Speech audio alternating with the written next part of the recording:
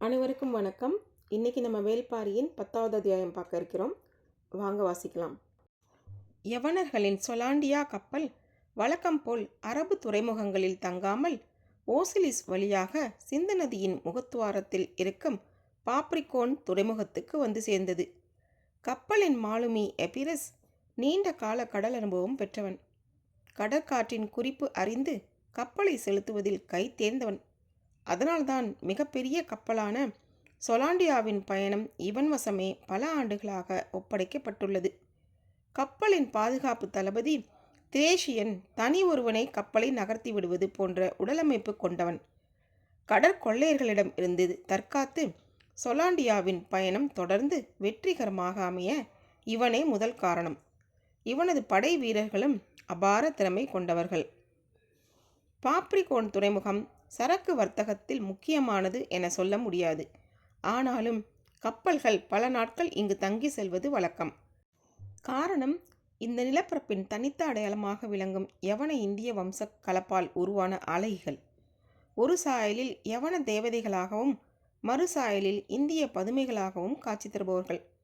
அவர்களின் படுக்கையை விட்டு கப்பல் மாலுமிகள் அவ்வளவு எளிதில் விலகுவது இல்லை. வேறு வழியே இல்லாமல் தான் எபிரஸ் வெளியேறி கப்பலுக்கு வந்து சேருவான். ஆனால் திரேஷியன் வந்து சேர அதன் பின் ஒரு வாரம் கூட ஆகலாம். அவனை கோபம் கொள்ள முடியாது. ஏனென்றால் இந்த பயணத்தின் மிக ஆபத்தான பகுதி இனிமேல்தான் இருக்கிறது. கட்ச் வளைகுடா ஆழமற்றது மட்டுமல்ல, கூர்மையான பாறைகள் நிரம்பியதும் கூட. எந்த நேரத்திலும் கப்பலின் அடிப்பாகம் நொறுங்கும் ஆபத்து உண்டு. மிக கவனமாக அதை கடந்து சுபாகாரா வந்து சேர வேண்டும். கரையை ஒட்டி பயணிக்கும் இந்த போக்குவரத்து தான் துருவங்களை கடந்த வணிகத்துக்கு அச்சாணியாக இருக்கிறது. ஆனால் அவற்றின் மிக ஆபத்தான பகுதிகளான மேலிமேடுவும் மங்களகிரியும் அடுத்தடுத்து உள்ளன. இதை கடற்கொள்ளையர்களின் நாடாக யவனர்கள் குறித்து வைத்துள்ளனர். இதை கடப்பதுதான் மொத்த பயணத்திலும் மிக சவாலான காரியம். இதை வெற்றிகரமாக கடந்துவிட்டால் அதன் பிறகு தீண்டீஸுக்கு வந்துவிடலாம். யவனர்கள் தொண்டியைத்தான் தீண்டீஸ் என அழைத்தார்கள். அவர்கள் இந்த நிலப்பரப்புக்கு சம்புத்தீவு, அதாவது நாவலந்தீவு என பெயர் இட்டிருந்தார்கள். நாவல் மரங்கள் அதிகம் இருக்கும் காரணத்தால் இந்த பெயர். இந்த நிலப்பரப்பு நாற்சதுர வடிவில் உள்ளது என்றும் இதில் 65 நதிகளும் 118 நாடுகளும் உள்ளன எனவும் அவர்கள் குறிப்பு எடுத்து வைத்திருந்தனர். இந்த நாற்சதுரத்தின் ஒரு முனை திரும்பும் இடமே தொண்டி. இங்கு வந்துவிட்டால் அதன் பிறகு மிக பாதுகாப்பான பயணம் ஆரம்பமாகும். அது மட்டுமல்ல, இந்த நெடும் பயணத்தின் முக்கிய வணிகமே இனிமேல்தான் உள்ளது. நாற்சதுரத்தின் முதன் முனையான தொண்டியை விட்டு திரும்பும் கப்பல்கள் அடுத்து முசிறியை அடையும். அதன் பிறகு சற்று பயணித்து மறு திருப்பத்தில் குமரியை அடையும். அங்கு இருந்து கொர்க்கைக்கு செல்லும். பின்னர் புகார் வந்து சேரும். கப்பலின் பெரும்பாலான பொருட்கள் இறக்கி ஏற்றப்பட்டு கப்பல்கள் மீண்டும் யவனத்தை நோக்கி பயணத்தை தொடங்கும். சொலாண்டியா கப்பல் நற்பகலில் தொண்டி துறைமுகத்துக்குள் நுழைந்தது. பிரம்மாண்டமான கப்பலின் வருகை மிக தொலைவிலேயே கண்டறியப்பட்டுவிடும். பாய்மரத்தின் உப்பிய வயிற்றில் விலை மதிப்பற்ற வணிகத்தை சூழ் கொண்டு வரும் யவன தேவதையைப் போல சொலாண்டியா வந்து நிற்கும். கடற்காகங்களின் கரைச்சல் அலையின் சத்தத்தையும் மிஞ்சிக் கொண்டிருக்க எபிரஸ் நங்கூரத்தை இறக்க உத்தரவிட்டான். சேரர் குலம் இரு வம்சாவளியாக பிரிந்து நாளாகிவிட்டது. முன்னவன் உதியன் பரம்பரை என அழைக்கப்பட்டான். வஞ்சியை தலைநகராக கொண்டு முசிறியை துறைமுக பட்டணமாக அமைத்து அவன் ஆட்சி நடத்தினான். அவனது நாடு குட்டநாடு என அழைக்கப்பட்டது. பின்னவன் அந்துவன் பரம்பரை என அழைக்கப்பட்டான். மாந்தையை தலைநகராக கொண்டு தொண்டியை துறைமுக பட்டணமாக அமைத்து அவன் ஆட்சி நடத்தினான். அவனது நாடு குடநாடு என அழைக்கப்பட்டது. இருவரும் சேரனின் வம்ச கொடி தாங்களே என்று உரிமை கொள்வர். ஆனாலும் முன்தலைமுடி வைத்துக்கொள்ளும் உரிமை முன்னவனான உதியன் பரம்பரைக்கே இருந்தது. கடற்கரை மாளிகையில் ஓய்வு எடுத்து கொண்டிருந்தான் எபிரஸ். வழக்கம் போல் பவள கற்களும் ரச கண்ணாடிகளும் மது புட்டிகளும் இறங்கி கொண்டிருந்தன. பதிலுக்கு அந்த துறைமுகத்தில் இருந்து ஏற்றப்பட வேண்டிய பொருட்கள் மிளகும் உதிரவேங்கை மரத்தின் பட்டைகளும் தான். குடநாட்டில் மிளகு விலையும் பகுதி அளவில் சிறியதே. அதனால் அந்த கடற்கரையில் சில திரளி மர படகுகளே நின்றன. உதிர வேங்கைப்பட்டை மிகுந்த மருத்துவ குணம் கொண்டது. அதை யவனர்கள் முக்கியமாக வாங்குவர். இரு பொருட்களை சேர்த்தாலும் இங்கு நடக்கும் வர்த்தக மதிப்பு மிக குறைவுதான். எனவே வேகமாக சரக்கை இறக்கிவிட்டு செல்வதிலேயே மாலுமிகளும் உடன் வந்துள்ள வியாபாரிகளும் தீவிரமாக இருப்பர். ஏற்ற வேண்டிய பொருட்களை திரும்பி வரும்போதுதான் ஏற்றுவர். பொருட்கள் எல்லாம் இறக்கப்பட்டு விட்ட தகவல் கிடைத்ததும் எபிரஸ் மாளிகையில் இருந்து புறப்பட தயாரானான். அப்போது மாளிகைக்கு வந்தான் குடநாட்டு அமைச்சன் கோளூர் சாத்தான். தளபதிக்குரிய உடலமைப்பும் அமைச்சனுக்குரிய அறிவு கூர்மையும் ஒருங்கே அமைய பெற்றவன். யவனத்துடனான குடநாட்டு வர்த்தகத்தை முதல் நிலைக்கு கொண்டு வர வேண்டும் என தீவிரமாக முயல்பவன். அவனுடன் இரு வணிகர்களும் வந்திருந்தனர். திரேஷியன் தனது கப்பலை நோக்கி வந்தான். அவன் வீரர்கள் தளபதிக்கு உரிய ஆயுத மரியாதையை செய்து அவனை கப்பலுக்குள் வரவேற்றார்கள். உள்ளே வந்த பிறகுதான் அவனுக்கு தெரிந்தது எபிரஸ் இன்னும் வரவில்லை என்பது. எப்போதும் எனக்கு முன்னமே வந்து விடுவானே, ஏன் தாமதம் என கேட்டான். யாருக்கும் தெரியவில்லை. குடநாட்டு அழகிகளால் காலதாமதம் ஏற்பட வாய்ப்பு இல்லையே என யோசித்தபடி அவனது மாளிகையை நோக்கி திரேஷியன் நடந்து போனான். வீரர்கள் அணிவகுத்து சென்றனர். காவலாளி கதவை திறக்க மாளிகையின் உள்ளே நுழைந்தான் திரேஷியன். ஆச்சரியம் நீங்காத நிலையில் எபிரஸ் உட்கார்ந்து இருந்ததை கண்டான். அவனது எதிர் இருக்கையில் கோளூர் சாத்தானும் வணிகர்கள் இருவரும் உட்கார்ந்து இருந்தனர். நடுவில் இருந்த பலகையின் மேல் தங்கத்தாலான வட்டத்தட்டில் கொல்லிக்காட்டு விதைகள் வைக்கப்பட்டிருந்தன.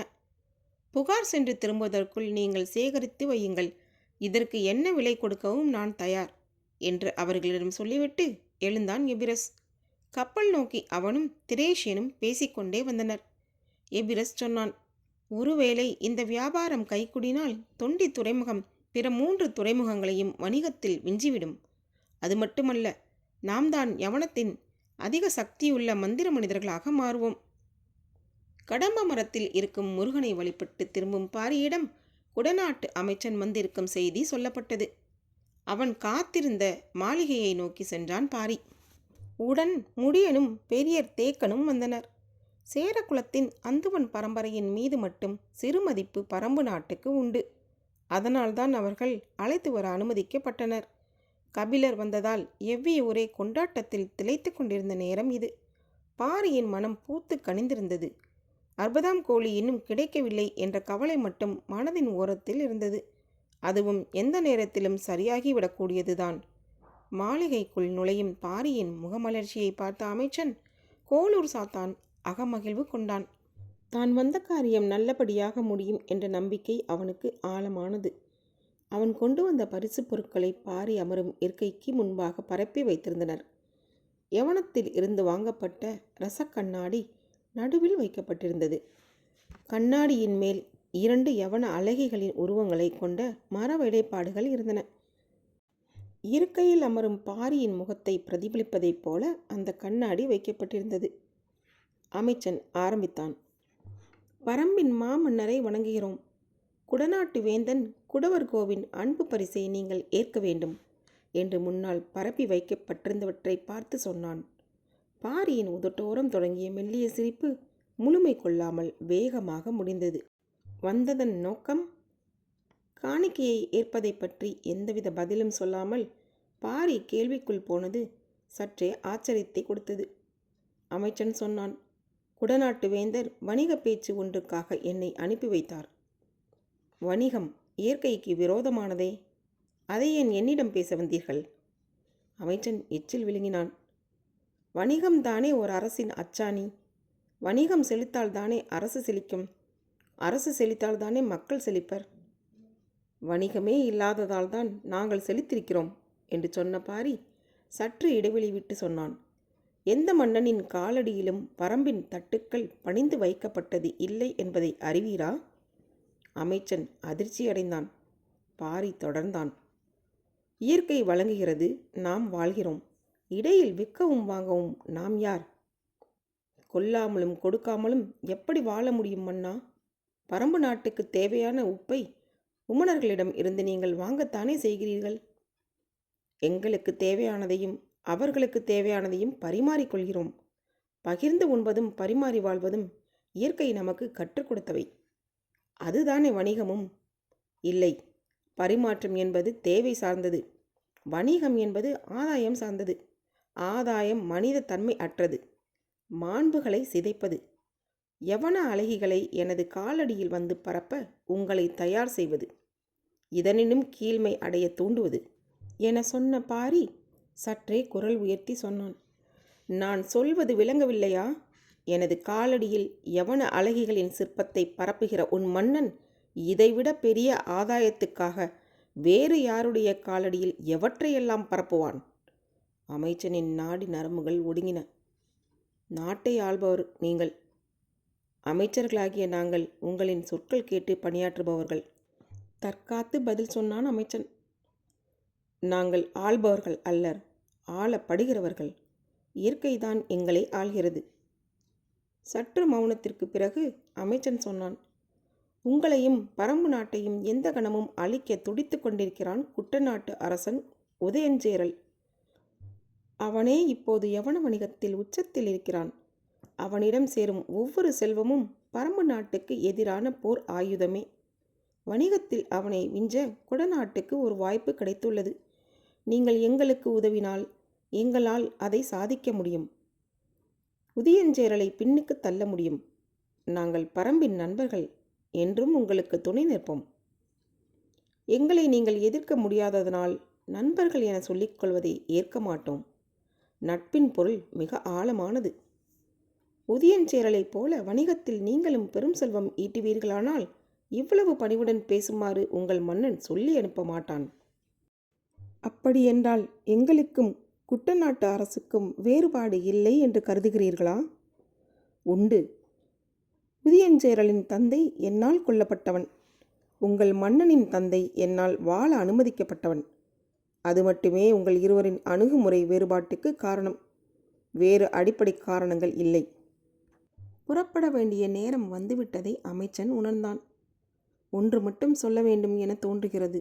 சொல்ல அனுமதிப்பீர்களா? என்ன? உட்கார்ந்த கணத்தில் 3 முறை இந்த ரசக்கண்ணாடியை நீங்கள் பார்த்தீர்கள். உங்களை அறியாமலேயே உங்களின் கை மீசையை சரிப்படுத்தி கொண்டது. இந்த வேளையில் நீங்கள் தனித்து இருந்தால் அது உங்களை 300 முறை பார்க்க வைத்திருக்கும். உங்களின் தேவையாக அது மாறும். எது ஒன்றையும் தேவையானதாக மாற்றுவதுதான் வணிகம். வணிகத்திடம்தான் ஆசையின் திறவுகோல் உள்ளது. அதை வெல்லும் ஆற்றல் யாருக்கும் இல்லை. இதுவரை நீ எங்களை பார்த்தது இல்லை. இப்போது பார்த்துவிட்டாய் அல்லவா? இதை வெல்லும் ஆற்றல் கொண்டவர்கள் இருக்கிறார்கள் என உலகுக்கு சொல். நீ போகலாம். சொல்லிவிட்டு எழுந்தான் பாரி. பாரியின் வருகையை அவன் குடும்பமே எதிர்பார்த்து காத்திருந்தது. மாளிகையின் 3ஆம் கதவு திறக்க அவன் உள்நுழைந்தான். ஆவலோடு எதிர் நின்ற அங்கவை கேட்டாள். என்ன தந்தையே, இவ்வளவு நேரம்? வணிகம் பேச குடநாட்டு மன்னன் ஆள் அனுப்பியிருந்தான். அருகில் இருந்த ஆதினி சற்றே பதற்றமாகி பாரியின் முகத்தை பார்த்தாள். அங்கவை அம்மாவின் கரம் பற்றி சொன்னாள். கபிலர் வந்திருப்பதால் தந்தை கோபம் கொண்டிருக்க மாட்டார், இல்லையா தந்தையே? ஆம் மகளே. வணிகம் பேசி திரும்பும் ஒருவனுக்கு கை கால்கள் இருப்பதை பார்க்க எனக்கும் ஆச்சரியமாகத்தான் இருந்தது. என்ன வணிகம் பேச வந்தான்? அதை நான் கேட்கவில்லையே மகளே. அதனால்தான் அவன் தப்பிப் போயிருக்கிறான். பாரி மாளிகையின் மையத்தில் இருந்த இருக்கையில் அமர்ந்தான். அவன் அருகில் வந்து அமர்ந்த இளையவள் சங்கவை தந்தையின் கையை தனது மடியின் மேல் வைத்து சேவலியரால் மெல்ல வருடினாள். பாரி கேட்டான். ஆவலோடு எதிர்பார்த்ததாக சொன்னீர்களே, எதற்காக? மூவருக்குமே பாரியின் கேள்வி ஆச்சரியத்தை உண்டு பண்ணியது. என்ன தந்தையே, வந்தவன் உங்களின் மனநிலையை தொந்தரவு செய்வதைப் போல எதையும் கேட்டானா? அப்படி எதுவும் இல்லை மகளே. எங்களின் தந்தையை நாங்கள் அறிவோம், மறைக்க முயலாதீர்கள். இவ்வளவு தொலைவு மேல் ஏறி வந்து வணிகம் பேசுகிறான் என்றால் அவனது துணிவுக்கு காரணம் அவனுடைய வலிமையாக இருக்காது, அவன் பெற விளையும் ஆதாயமாக இருக்கும் என தோன்றுகிறது. என்ன பொருளுக்காக வந்தான் என்பதை கேட்டிருக்க வேண்டும். அதற்காக கவலை கொள்ளாதீர்கள். வந்தவர்களை திருப்பி அனுப்ப எல்லை வரை முடியனும் போயிருக்கிறான் அல்லவா? நிச்சயமாக அறிந்து வருவான் என்றாள் ஆதினி. சங்கவை பாரியின் கைகளை இறகால் வருடியபடியே இருந்தாள். என்ன மகளே, தந்தைக்கு வருடி கொடுக்கிறாய்? ஆம் தந்தையே, சேவல் இறகால் வருடினால் சுகமாக இருக்கும் அல்லவா, அதனால்தான். மயில் இறகுதான் வருடுவதற்கு ஏற்றது. ஆனால் இந்த இறகுதானே உங்களுக்கு பிடிக்கும் என சொன்னவள் தந்தையின் முகம் பார்த்து சொன்னாள். இது சேவலின் இறகு, ஆனால் கோழியினுடையது. அப்போதுதான் பாரிக்கு புரிந்தது. 60ஆம் கோழி கிடைத்து விட்டதா என கத்தியபடி மகள்களை வாரி அணைத்தான் பாரி. எல்லையை கடக்க சிறிது தொலைவே இருந்தது. கோளூர் சாத்தான் குழுவினருடன் முடியனும் பரம்பின் வீரர்கள் சிலரும் வந்து கொண்டிருந்தனர். முன்னால் செல்லும் முடியனின் இடுப்பின் ஒரு பக்கம் வாளும் மறுபக்கம் கொம்பும் தொங்கிக் கொண்டிருந்தன. அதை பார்த்தபடி வந்து கொண்டிருந்தான் கோளூர் சாத்தான். விரி ஈட்டி, கேடயம், சூரிவாள் என எவ்வளவோ ஆயுதங்களை உருவாக்கி பிற நாடுகள் முன்னேறி விட்டன. இன்னும் இடுப்பில் கொம்பை கட்டி கொண்டு அலைகிற இந்த மலைவாசி கூட்டத்துக்கு வணிகத்தின் பயனை எப்படி புரிய வைப்பது என்ற எண்ணமே கோளூர் சாத்தானின் மனதில் ஓடிக்கொண்டிருந்தது. முன்னால் போய்க் கொண்டிருந்த முடியன் கேட்டான், எந்த பொருளுக்காக வணிகம் பேச வந்தீர்கள்? கோளூர் சாத்தானின் முகம் மலரத் தொடங்கியது. தனக்குள் ஓடியது போலவே வணிகம் சார்ந்த எண்ணமே இவனுக்குள்ளும் ஓடியிருக்கிறது. அந்த ஆர்வத்தில் தான் கேட்கிறான். அதை ஊதி பெரிதாக்கி விடலாம். இன்று இல்லாவிட்டாலும் நாளை உதவும் என எண்ணினான். உடன் வந்த வணிகனை பார்த்து கையசைத்தான். அதில் ஒருவன் தனது இடுப்பில் முடிச்சிட்டிருந்த கொல்லிக்காட்டு விதையை எடுத்து கொடுத்தான். அதை வாங்கிய முடியனின் கை நடுங்கியது. கண்கள் நம்ப மறுத்த அந்த விதையை கூர்ந்து பார்த்து கொண்டே இருந்தன. உயிரற்ற குரலில் கேட்டான், என்ன விலை கொடுத்திருந்தாலும் மதங்கன் இதை விட்டிருக்க மாட்டான். அவனை என்ன செய்தீர்கள்? கோளூர் சாத்தான் அசட்டு சிரிப்போடு கேட்டான், உனக்கு என்ன வேண்டும் கேள். அத்தி மதுவும் 60ஆம் கோழியின் கறியும் கபிலருக்கு விருந்தாக்கப்பட்டன. அவருக்கு அரண்மனையில் நடக்கும் முதல் விருந்து. பாரி மனைவி ஆதினியும் மகள்கள் அங்கவையும் சங்கவையும் கபிலரை இன்று தான் சந்திக்கின்றனர். இந்த நாளுக்காகத்தான் அவர்கள் தவியாய் தவித்திருந்தனர். அரண்மனையின் மேல்வட்ட அறையில் இரவு எல்லாம் ஆட்டமும் கூத்துமாக இருந்தது. வேட்டூர் பழையனுக்கும் நீலனுக்கும் 60ஆம் கோழியின் கறித்துண்டு ஆளுக்கு 1 கிடைத்தது. பாரிக்குத்தான் அதுவும் இல்லை. கபிலர் சொன்னார், உன்னோடு சேர்ந்து கல்லருந்தும் நாள்தான் வாழ்வின் திருநாள் என்று நீலன் சொன்னான் என்றார். பெருங்குவளை நிறைய கல்லினை ஊற்றி அதை நீலனுக்கு கொடுத்தபடி பாரி சொன்னான், உனக்கு கல்லூற்றி கொடுக்கும் இந்த நாள்தான் என் வாழ்வின் திருநாள். நீலன் மெய்சிலிர்த்து நின்றான். பெரியவர் தேக்கன் சொன்னார், கபிலருக்கு தோள் கொடுத்த பாரி உனக்கு தானடா கல் கொடுத்தான். எல்லோரும் சிரித்து மகிழ்ந்தனர். முடியன் ஏன் இன்னும் வரவில்லை என கேட்டான் பாரி. பரம்பு நாட்டின் வட எல்லையில் குடநாட்டுக்கு உள்நுழையும் இடத்தில் தோளில் இருந்து பொங்கும் குருதியை மறுகையால் பொத்தியவாறு கதறிக்கொண்டே ஓடினர் கோளூர் சாத்தானும் 2 வணிகர்களும். அங்கு இருந்த பனைமரத்தில் வெட்டப்பட்ட 3 கைகளையும் தொங்கவிட்டு கொண்டிருந்தான் முடியன். பரம்பின் குரல் ஒலிக்கும். இந்த புத்தகம் உங்களுக்கு பிடித்திருந்தால் சப்ஸ்கிரைப் பண்ணுங்கள், ஷேர் பண்ணுங்கள், கீழே இருக்க லைக் பட்டனை கிளிக் பண்ணுங்கள். மீண்டும் பாரி வருவான். நன்றி, வணக்கம்.